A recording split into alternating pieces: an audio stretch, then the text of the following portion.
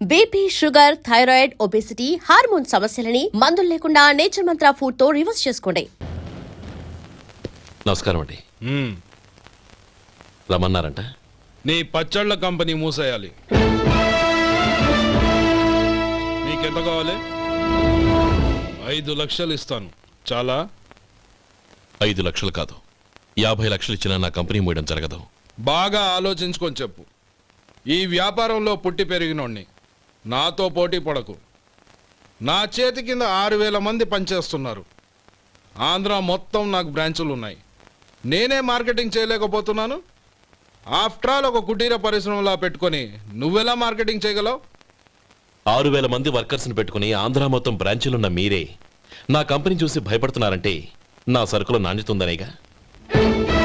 ఆ నాణ్యత ఉన్నంత వరకు నాకెవరూ పోటీ కాదు. ఈ ప్రపంచంలో నేను ఎక్కడైనా మార్కెట్ చేయగలను. వస్తాను.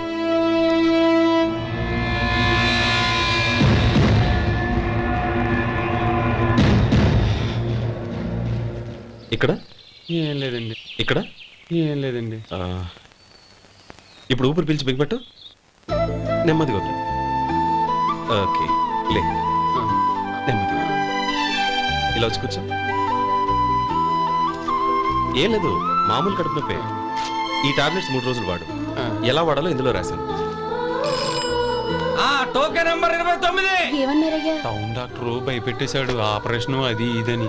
కానీ ఈ డాక్టర్ బాబు ఏమీ లేదని చెప్పాడు. అలాగా? ఈ బాబు 10 కాలాల పాటు చల్లగా ఉండాల.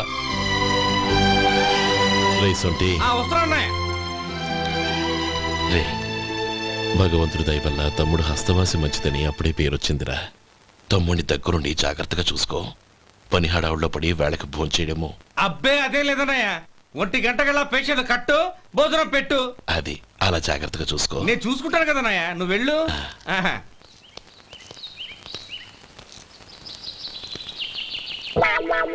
అయ్యో, ఏంటయ్యా ఉంటున్నాడా ఈ దెబ్బలు? ఏదైనా యాక్సిడెంటా? అదేం కాదండి. మరి గోరు కొరికినందుకు ఎలక్ట్రిక్ స్తంభానికి కట్టేసి ఇలా రక్తం వచ్చేలా కొట్టారండి. ఊరు కొరికినందుకు ఎలక్ట్రిక్ స్తంభాన్ని కట్టేసి ఇంతలా కొడతారా? వాళ్ళ అసలు మనుషులా, రాక్షసులా? చాలా థ్యాంక్స్ అండి.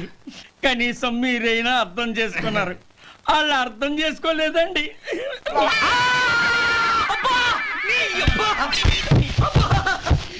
గోరు కొరకడం అంటే ఇదా? నిన్ను కొట్టడం కాదురా, నిలువురా నరికేయాలి. అబ్బా, సెప్టిక్ అవుతుందో ఏమిటో. మన 2 ఊర్ల పొలిమేరలో ఉన్న ఈ మల్లికార్జున స్వామి వారి దేవాలయం జీర్ణదశలో ఉందన్న విషయం మీ అందరికీ తెలుసు. ఇన్నాళ్ళు మీ ఊరు వాళ్ళు పట్టించుకుంటారని మా ఊరి వాళ్ళు, మా ఊరి వాళ్ళు పట్టించుకుంటారని మీ ఊరి వాళ్ళు దీన్ని ఇలా వదిలేశారు. ఈ గుడి మీ ఊరికి ఎంత ముఖ్యమో మా ఊరికి అంతే ముఖ్యం. కాబట్టి మన ఇరు గ్రామ ప్రజలు కలిసి దాన్ని బాగు చేయించి కుంభాభిషేకం చేయించాలనే సదుద్దేశంతో ఒక కమిటీని ఏర్పాటు చేశాం. ఈ కమిటీలో 2 గ్రామాలకు సంబంధించిన ప్రముఖులు ఉన్నారు. కమిటీ ప్రెసిడెంట్గా ఎవరిని ఎన్నుకోవాలనే విషయంలో శ్రీ గోపాలరావు గారి పేరు, శ్రీ లక్ష్మీపతి గారి పేరు పరిశీలనలోకి వచ్చాయి. అందువలన మేమందరం బాగా ఆలోచించి తర్జన భర్జనలు చేసిన మీదట శ్రీ గోపాలరావు గారే అన్ని విధాలా ప్రెసిడెంట్ పదవికి అర్హులని ఈ కమిటీ నిర్ణయించడం జరిగింది.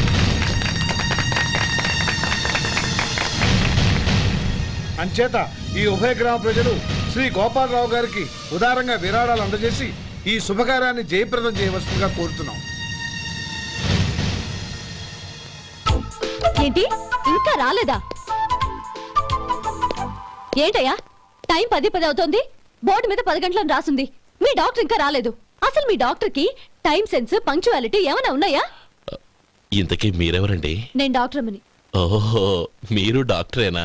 డాక్టర్ అంటే డాక్టర్ని కాదయ్యా, డాక్టర్ని చేసుకోబోయేదానని అర్థం. ఓహో, అవును, నువ్వెవరు? నేను ఇక్కడ టోకన్ ఇస్తూ ఉంటానులేండి. తప్పుకో. తప్పుకోవయ్యా.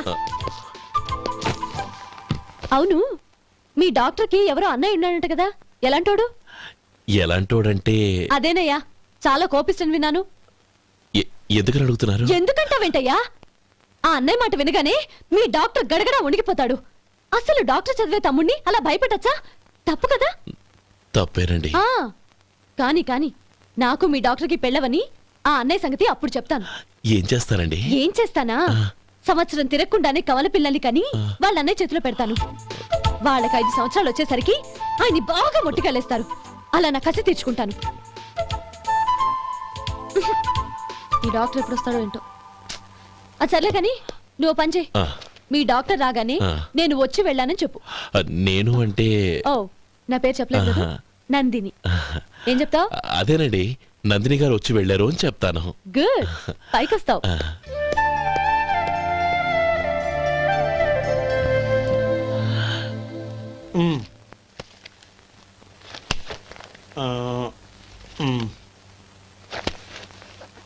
ఆ, దీంతో మొత్తం 4,98,200 అయ్యాయి. ఉమ్. పోతే నువ్వు ఇచ్చినంత ఇవ్వలేకపోయినా ఈ దైవకార్యానికి నా వంతు చందా 1800. దీంతో మొత్తం 5 లక్షలు పూర్తయ్యాయి. సరేరా, ఆ, నేను ఈ డబ్బు తీసుకుని పట్నం వెళ్ళి బ్యాంక్ లో వేసొస్తాను. అలాగే నేను నీతో వద్దాం అనుకున్నాను రా, అనుకోకుండా సాయంత్రం ఇన్స్పెక్షన్ వచ్చింది. పర్వాలేదులే, ఆ. వెళ్ళొస్తాను.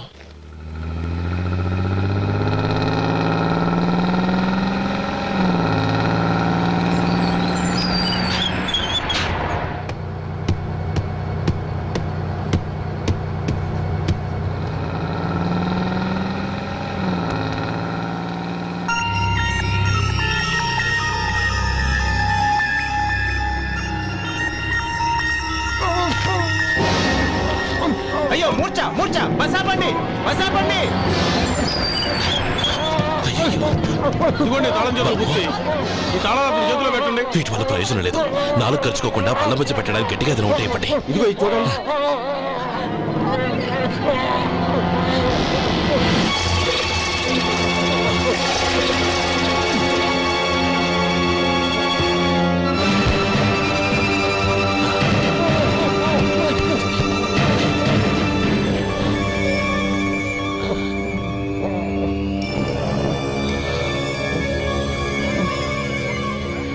మీరు వెళ్ళి మీ సీట్లో కూర్చోండి, కొంచెం గాలాన్ని పట్టి. ఇప్పుడు ఎలా ఉంది బాబు? ఆ.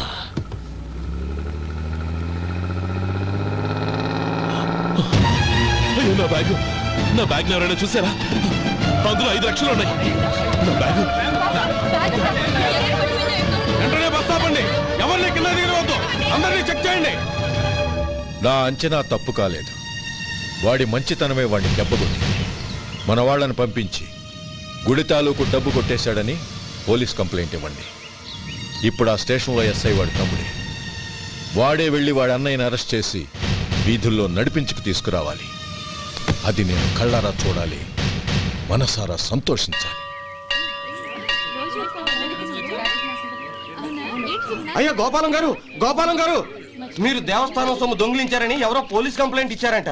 మిమ్మల్ని అరెస్ట్ చేయడానికి మీ తమ్ముడు గారు వస్తున్నారు.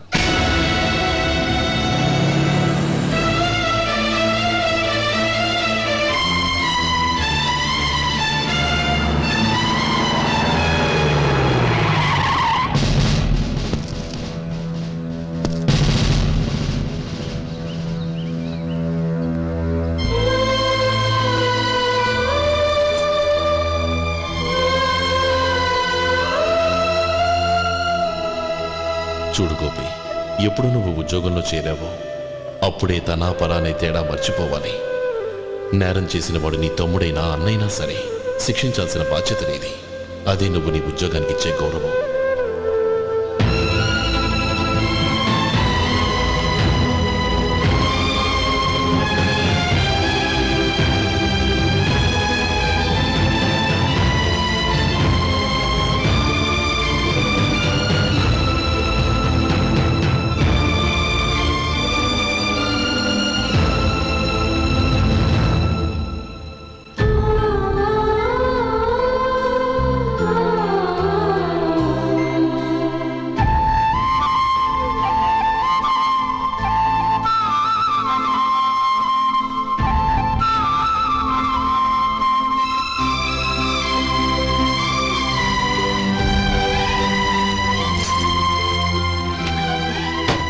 అన్నయ్య, రే గోపి, ఏమిట్రా ఇది?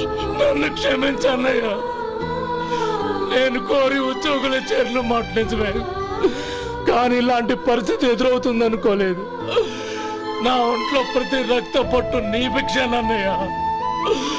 నిన్ను అవమానపరిచి ఉద్యోగం నిలబెట్టుకునే బదులు నా ప్రాణాలను వదులుకుంటారు, కానీ ఈ పని మాత్రం నేను చేయలేనన్నయ్య.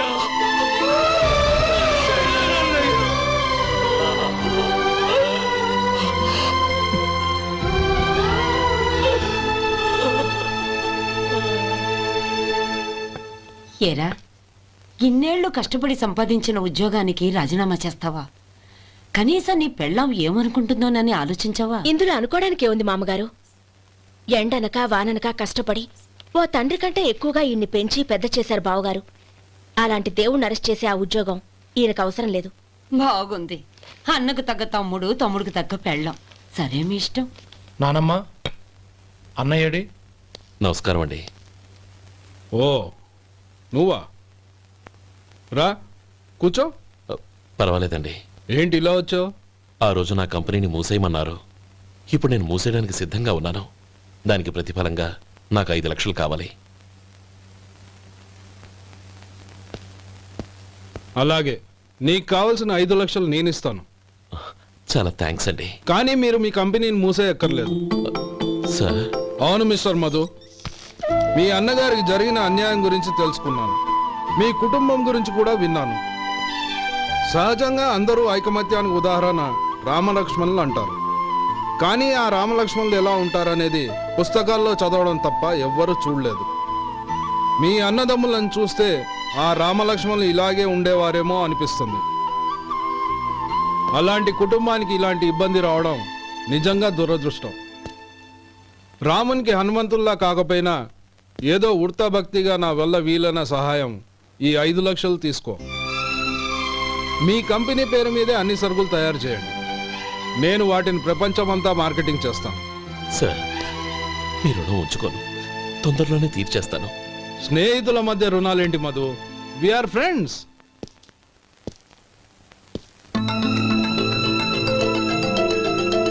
ఏంటే అక్కడ ఆగిపోయావు? రా. నువ్వు మీ అన్నయ్యని అరెస్ట్ చేయడానికి అట్టెళ్ళావు, ఆయన లొంగిపోవడానికి ఇటు వచ్చారు. అవును, యూనిఫామ్ చేత్తో పట్టుకొచ్చావేంటి? సార్, నేను రే, ఈ మాత్రం దానికే బెదిరిపోయి ఉద్యోగం వదులుకుంటావా? నువ్వు ఇలాంటివి ఎన్నో సమర్థవంతంగా ఎదుర్కోవాలి. నిన్ను నేను ఎస్పీగా చూడాలి. అది కాదన్నయ్య. ఇంకేం మాట్లాడకు. ఇన్స్పెక్టర్ గారు, నన్ను లాకప్లో పెట్టండి. ఆగండి సార్, ఆ డబ్బు ఎక్కడికి పోలేదు. నేనే తీసి జాగ్రత్త చేశాను. ఈ విషయం అన్నయ్యకి తెలియక బ్యాగులో డబ్బు కనబడకపోవడంతో అది పోయిందనుకున్నాడు. నేను పట్నం నుంచి వచ్చేసరికి జరిగిన గొడవంతా తెలిసిందే. రే మధు, జరిగిన దానికి నన్ను క్షమించనయ్యా. ఇంటికి వెళ్ళాక అన్ని వివరంగా చెప్తాను. సార్, ఇదిగోండి 5 లక్షలు. ఇది కమిటీ వాళ్ళకి అప్పగించి ఈ కేసు కొట్టేయండి సార్. భలే వాడివయ్యా, తీసినప్పుడు ఒక మాట ఆయనతో చెప్పుండొచ్చుగా. అనవసరంగా పెద్ద ఆయన స్టేషన్ వరకు రప్పించావు. Sorry sir. అన్నయ్య, మీరు ఇంటికి వెళ్ళండి. నేను లెక్క అప్ప చెప్పేసి వస్తానండి. అలాగే. ఎలా దెబ్బ కొట్టాలన్నా కుదరటం లేదు. అయినా వీళ్ళకు ఉన్న పళ్ళంగా 5 లక్షలు ఎలా వచ్చాయి? అదే బావా, నాకు అర్థం కావటం లేదు. నీకు అర్థమైతే ఆశ్చర్యపడాలి కానీ అర్థం కాకపోతే ఆశ్చర్యం ఏముంది? Useless fellow.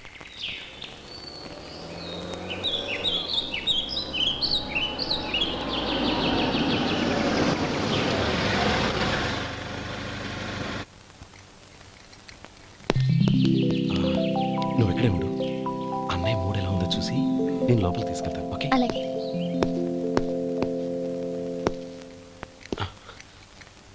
అన్నయ్య, ఏంట్రా? నేను చాలా రోజుల నుంచి నీకు విషయం చెప్తున్నాను, గుర్తుందా? ఏ విషయం? అదే అన్నయ్య, నేను ఓ అమ్మాయిని లవ్. ఓహో, లవ్ చేస్తున్నావా?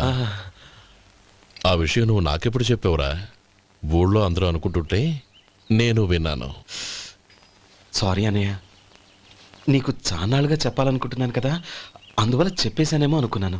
ఓహో, ఆ అమ్మాయి వచ్చిందన్నయ్య, బయట నిలబడి ఉంది. బయట నిలబెట్టడం ఏమిట్రా? లోపలికి తీసుకురా. అలాగే అన్నయ్య. ఏయ్, అన్నయ్య మంచి మూడ్లో ఉన్నాడు, రా. కమ్.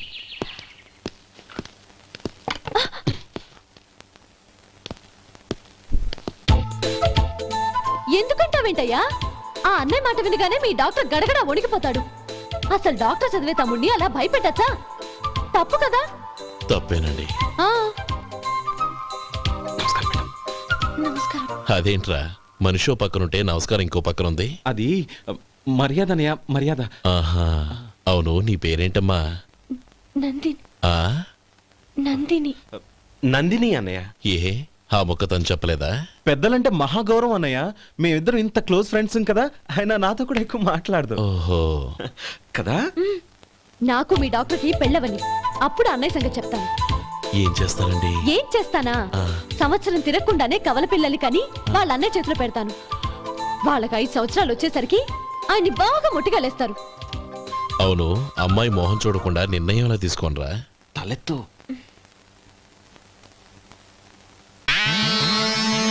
ఏం చెప్తా?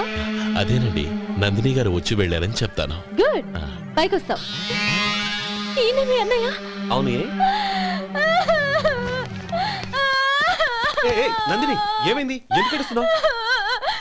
ఈయన మీ అన్నయ్య తెలియక తెలియక హాస్పిటల్ దగ్గర మర్యాద లేకుండా దురుసుగా మాట్లాడాను. ఆయన ఈ పెళ్లి ఒప్పుకోరు. ఊరుకో, అలాంటి చిన్న చిన్న విషయాల్ని మా అన్నయ్య పట్టించుకోడు. అయినా నేను కన్విన్స్ చేస్తాను కదా. ఆయనకంత అవమానం జరిగాక ఎందుకు కన్విన్స్ అవుతారు? అవ్వరు. చూడు, నువ్వు వేరే పెళ్లి చేసుకొని నీకు పుట్టబోయే బిడ్డకు నా పేరు పెట్టుకో. ఏంటో మాట్లాడు. నేనే నుయ్యో చూసుకుంటాను. అదిగో ఆ చూపు చూడు, ఆ చూపు ఒకలా ఉంది. నందిని నా మాట విను ప్లీజ్. నందిని రేయ్ శేఖర్, ఆ అమ్మాయి చెప్పింది నిజమే. తనని ఎప్పుడైతే హాస్పిటల్ దగ్గర చూశానో అప్పుడే నేను నిర్ణయానికి వచ్చేసాను. విన్నావా? నేను చెప్పానుగా, ఆయన ఆల్రెడీ ఓ నిర్ణయానికి వచ్చేసారట. ఇక నేను వెళ్తాను. అలాగే వెళ్ళు. వెళ్ళి ఈసారి వచ్చేటప్పుడు మీ అమ్మా నాన్నల్ని తీసుకురా. ముహూర్తాలు ఎప్పుడు పెట్టుకోవాలో నిర్ణయించుకుంటాం. అర్థం కాలేదా? నువ్వే మా వాడికి సరైన జోడి. అదే నేను తీసుకున్న నిర్ణయం. థాంక్యూ బావగారు, నన్ను ఆశీర్వదించండి. లేమా, శీఘ్రమేవ కళ్యాణ ప్రాప్తిరస్తు.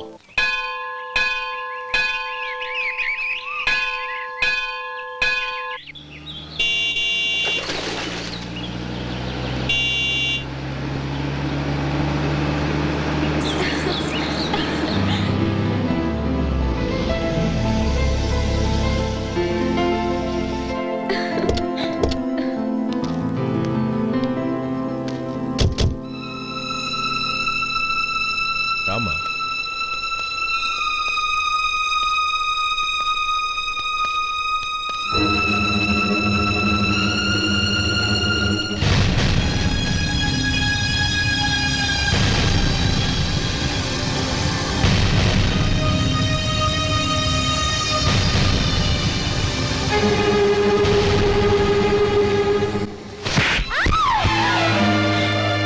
నా పరువు తీసావు కదే. ఒక బెచ్చగాడిని నువ్వు కోరుకున్న వాడికి ఇచ్చి చేసేవాడిని. కానీ నువ్వు ఎవరిని ప్రేమించావో తెలుసా? ఎవడి నీడ సోకితే పంచమహాపాతకాలు అంటుకుంటాయనుకుంటున్నానో వాడి తమ్ముణ్ణి. ఆ రోజు ఆ గోపాలం గడు నిశ్చితార్థం వరకు వచ్చి నా చెల్లెల్ని చేసుకోనని వెళ్ళిపోయాడు. ఆ ఆవేశంలో తొందరపడి ఓ పొరుగురు వాడికి నా చెల్లెల్నిచ్చి పెళ్లి చేశాను. ఆ తర్వాత తెలిసింది వాడికి అంతకుముందే పెళ్లి అయిపోయిందని. వాడు పెళ్ళైన వాడైనా పర్వాలేదు, పరమ దుర్మార్గుడు. ఇంకొకరిని ప్రేమించిన దానివేగా అని దెప్పి పడుస్తూ నా చెల్లెలకి మాటలతోనే నరకం చూపించాడు. అటు ప్రేమించిన వాడు దగా చేశాడు, ఇటు చేసుకున్నవాడు కిరాతకుడు. ఇలా చిత్రవధ అనుభవించి నా చెల్లెలు ఒకరోజు స్టవ్ పేలిపోయి చనిపోయింది. దీనికంతటికీ కారణం ఎవరు? వాడు అన్న. అటువంటి వాడింటికి కోడలుగా వెళ్తావా? ఒక్క మాట చెప్తున్నాను విను. నువ్వు జీవితాంతం పెళ్లి చేసుకోకుండా ఇంట్లో పడినా పర్వాలేదు, కానీ వాడి తమ్ముడితో మాత్రం నీ పెళ్లి జరగదు. రేయ్, పురోహితుని రమ్మని చెప్పు. వచ్చే ముహూర్తంలోనే నీకు నందినికి పెళ్లి.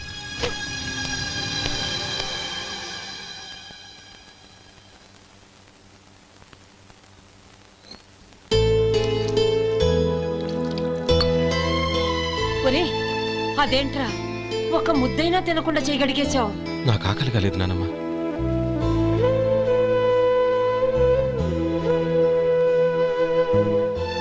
ఆ అమ్మాయి చాలా మంచిది, చదువుకున్న పిల్ల, మనందరికీ బాగా నచ్చింది.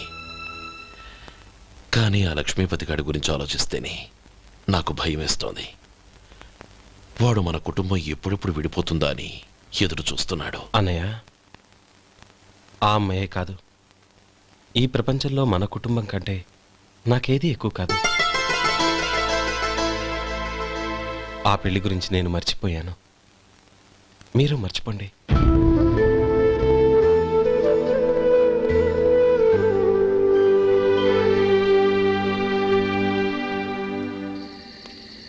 శేఖర్, నువ్వా? ఏంటి ఈ టైంలో వచ్చావు? నీతో ఓ విషయం మాట్లాడాలి. ఒకసారి బయటకు వస్తావా?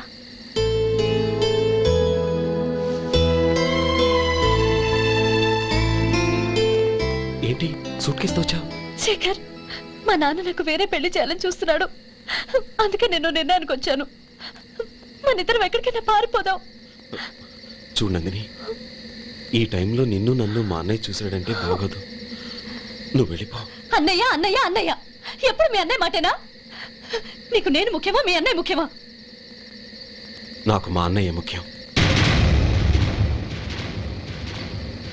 శేఖర్, నీ గుండెల మీద చేయి వేసుకొని చెప్పు, నన్ను మర్చిపోయి నువ్వు సుఖంగా ఉండగలవా? అది నాకు తెలియదు, కానీ మా అన్నయ్యకు తలవంపులు తెచ్చి ఖచ్చితంగా నేను మనశ్శాంతితో ఉండలేను. నా పరిస్థితి అర్థం చేసుకో. దయచేసి మీ నాన్న చూసిన సంబంధం చేసుకుని సుఖంగా ఉండు. చాలా టైం అయింది, ఇంకా బయలుదేరు. నన్ను క్షమించు.